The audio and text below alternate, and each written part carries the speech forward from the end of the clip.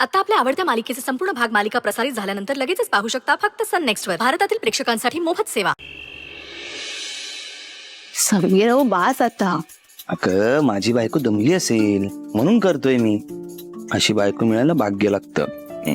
हो किती ते कौतुक. हे बघा तुमच्या कौतुकामुळेच खूप छान वाटतंय मला. बास आता पुरे. ना थोडा वेळ अजून करू दे. अगं मी मुद्दाम खांदे दाबून देतो.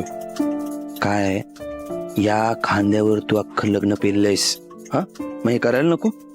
खांदे दाबून द्यायला नको करू दे. काय तुम्ही बास ना था. बरं ठीक आहे पण ओवी हे खरंय. तू समजूतदार मेहनती तर आहेसच पण तुला असं कणखर बघून तुझ्या प्रेमात परत परत पडतो का मी. आणि मग डोक्यात विचार येतो की खरंच मी खूप नशीबवान आहे की तुझ्यासारखी चांगली बायको मला मिळाली जिने माझं जगणं वागणं माझं अख्खं आयुष्य सुंदर करून टाकलंय. थँक्यू आणि आय लव्ह यू. सवी हा काय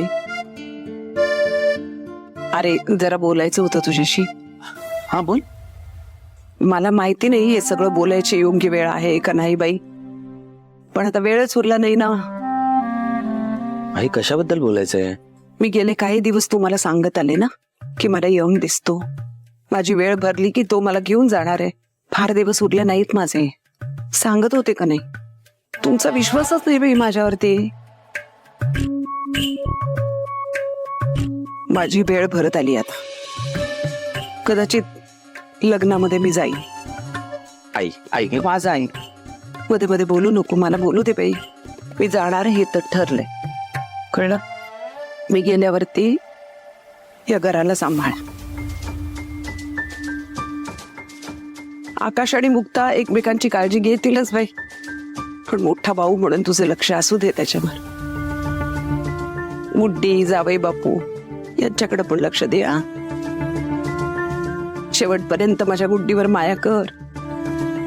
हा करशील ना.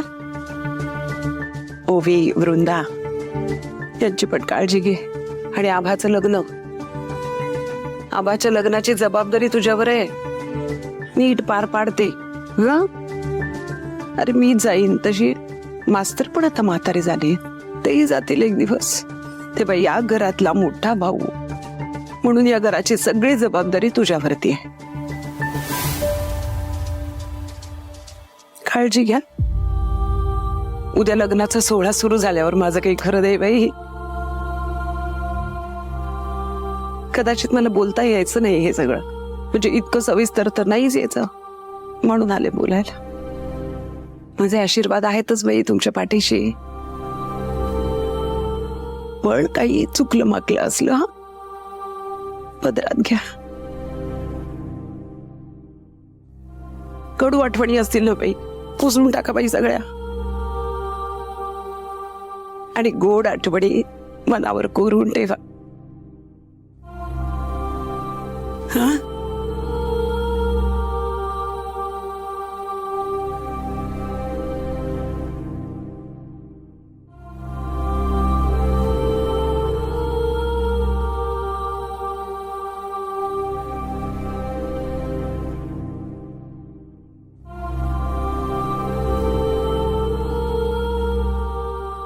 कधी कधी असं वाटतं की यमाचं नाटक करून बरं केलं.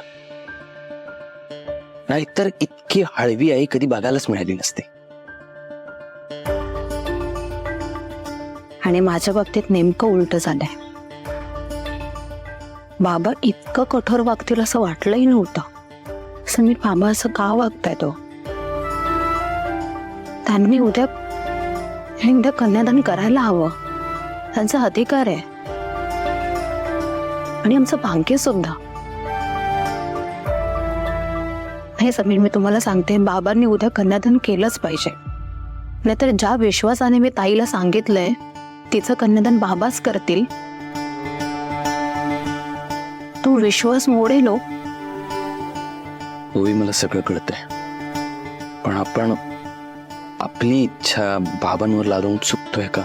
नाही समीर ही माझी इच्छा नाही. बाबांवरचा विश्वास आहे. बाबांनी उद्या कन्यादान करायलाच हवं.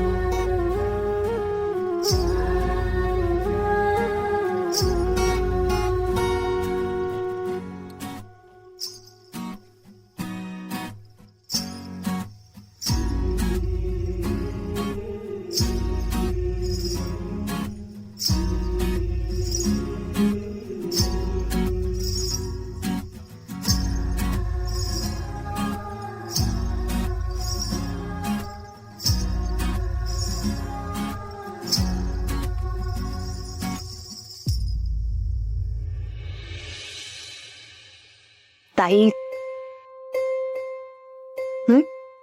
नाही, काही नाही. मी सांगते.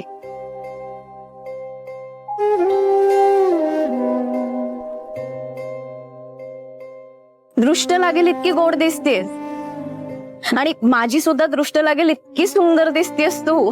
खरंच ग मुक्ता. हा, पण चेहऱ्यावर मात्र ग्लो आला, त्याला तोड नाही. म्हणजे थँक्यू. हे बरं आहे, तिने एकटीने नाही तुला तयार केलंय, मी सुद्धा मदत केलीये. मुक्ता, अगं फक्त त्यासाठी थँक्यू नाही म्हणाले. माहितीये मला, पण सगळी सिरियस सिच्युएशन नको व्हायला म्हणून बोलते वेडाबाई. तुम्ही म्हणाल की वृंदाताई अशी काय परक्यासारखी बोलते,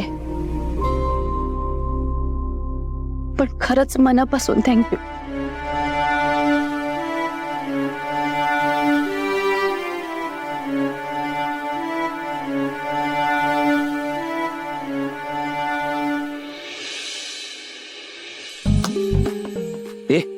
कश सगळी तयारी झाली ना? मला वाटतं पाहुण्यांना ही जागा कमी पडेल. मी काय म्हणतोय, इथे ना अजून खुर्च्या लावूया आणि इकडे इकडे दादा हो हो, पुरेशी जागा आहे, सगळ्या पाहुण्यांना बरोबर पुरेल. तू काही काळजी करू नकोस. नक्की ना? हो. छान केलंय ना? ठरवलं बघ काय नटल्यात.